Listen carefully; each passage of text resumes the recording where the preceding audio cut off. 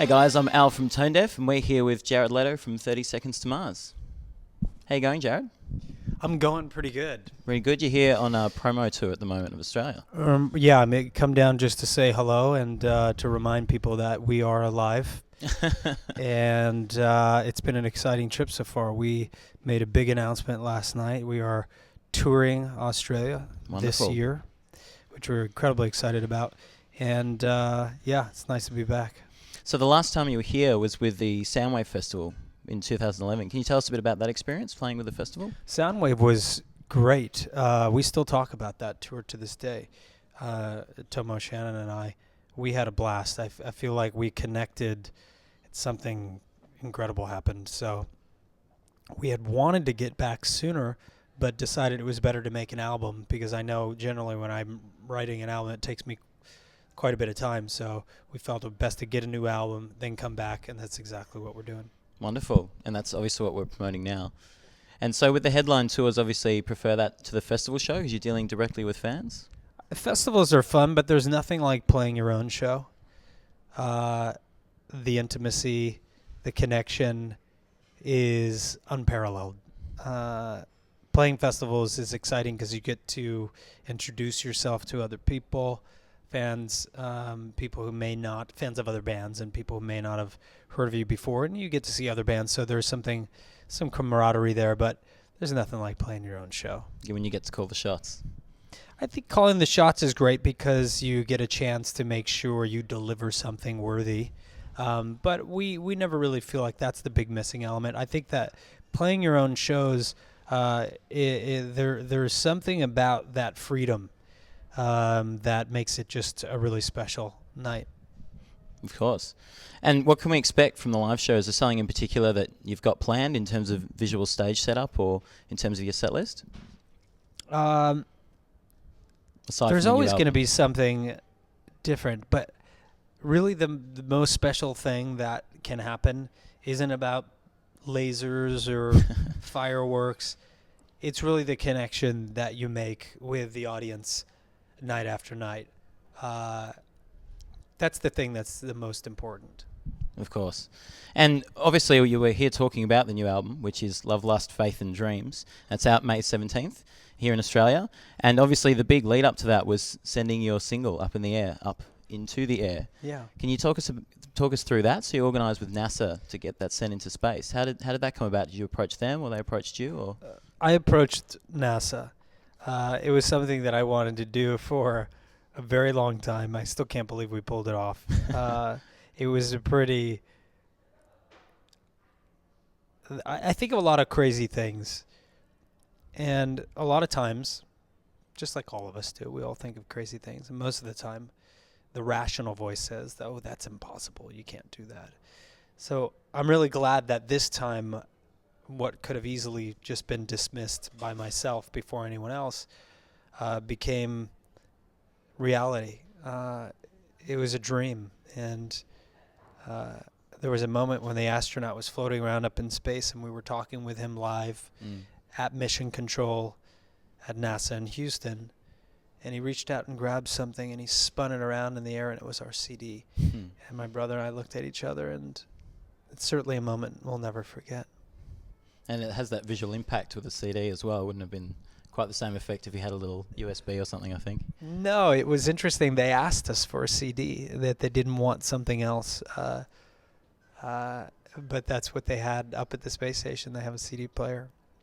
So that was kind of fun. And did the astronaut Tom, did he tell you what he thought of the single? Yeah, we got a thumbs up, but it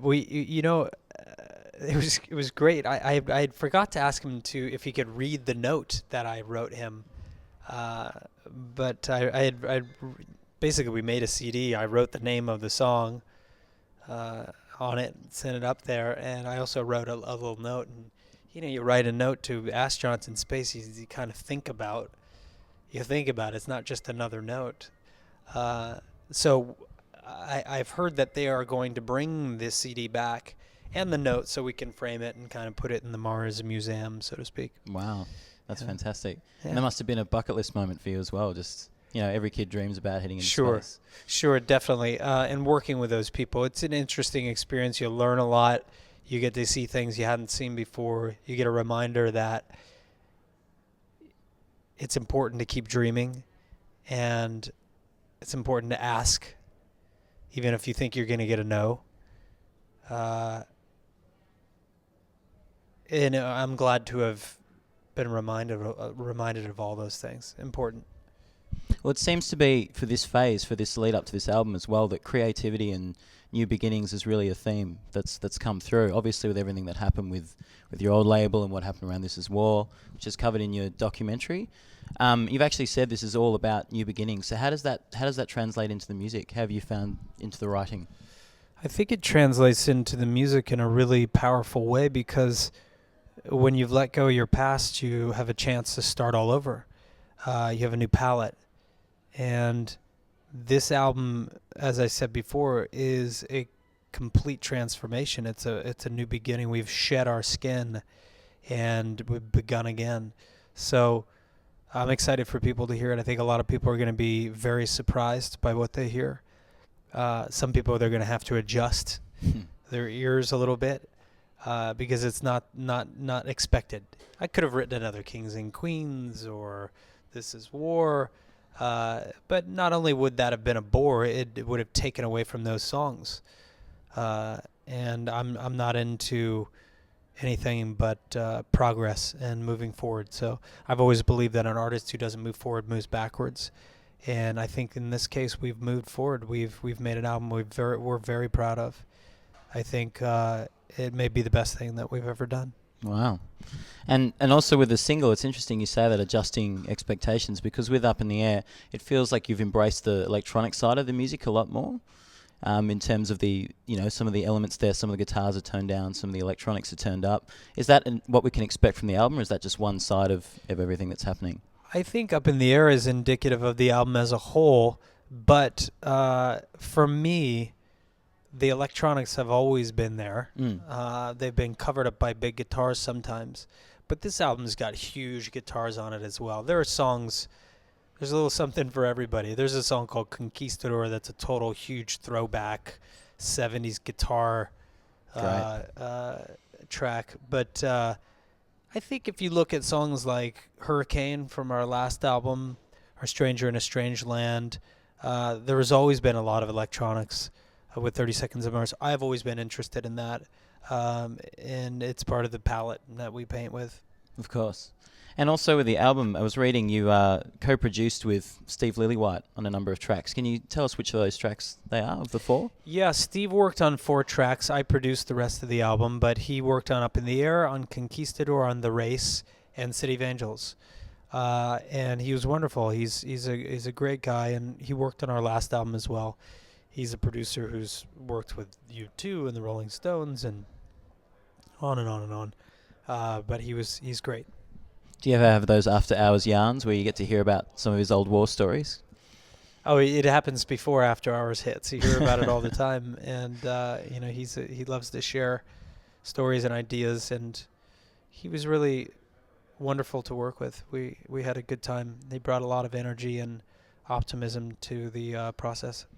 What was it about those particular tracks that you thought, Mr. Lillywhite's the man for the job for these? Well, I listened through a lot of songs with him and gave him the opportunity to see what he responded to the most as well. And, we bounced around in the songs that we worked on quite a few songs, but the songs that seemed to stick were those 4. And there were some songs that I felt like I didn't really need an outside opinion on or an outside perspective. So I took care of those songs. That's great. And also, obviously, with this talk of a new beginning, it's again coming back from that idea of what happened with the last album, which is covered in your documentary, Artifact. That was obviously filmed a little while ago now, but it's being screened now. It's still being shown around the world. Is it hard going back to that? Hard to promote what's happened in that film? No, not at all, because it's great. It's actually better because you have some perspective. So Artifact, I hope, will be out this summer. And I'm excited for musicians, for young people to see it, to learn about the business, how it really works. It's about art and commerce. It's about our battle with the record company. It's about the making of This Is War. About a war itself, really. But sometimes you have to fight in order to be free, you have to keep pushing for what you believe in. Have you found any struggles at all with dealing with the new album, with that cautionary tale in mind? Yeah, there are always struggles. There's always conflict, between art and commerce, between creative and business, corporations and humanity. There's always struggle. They struggle themselves. We struggle with them. They struggle with us. So I think that some of that's healthy. Some of it's good. Some of that friction produces great results. And some of it's not. And you have to keep fighting in order to make sure that you protect your art and yourself. And what you care about. Yeah, exactly. And you also screened the film at South by Southwest that's just gone. How was the reaction did you find from people? Oh, it was wonderful. Screening at South by was great because it's a music festival at its core. Right fans. Yeah, so it's the right audience, and both musicians and people that are there enjoying the festival, enjoying the music. But we played it screened at Toronto Film Festival, and it won the People's Choice Award. We won the Audience Award at Gotham, and it got a fantastic response at South by. So, really, really proud that we had that opportunity. And obviously it was directed by Bartholomew Cummings, the alias, shall we say. And has that encouraged Bartholomew to pursue that further? Have you thought about any more filmmaking in that regard around the band? I think both Bartholomew and myself will certainly direct a feature film in the future. That's definitely in the cards. But right now we're focused on Up in the Air, on Love, Lust, Faith and Dreams, on our Australian tour. And, maybe going back to space. You never know. For the next single, each single we can shoot it up there. Yeah, exactly. That'd be fantastic. And you're working on the video I read on your Twitter while you're here in Australia. Yeah, my guys right now, my editor's upstairs or downstairs right now editing away. I'm going to go there right after I'm done with you and keep pushing to try to finish. Yeah. Fantastic. Well, we're looking forward to, obviously, the Australian tour that's coming up. Thank you so much. And thanks so much for your time, Jared. Appreciate it. See you guys soon. Cheers.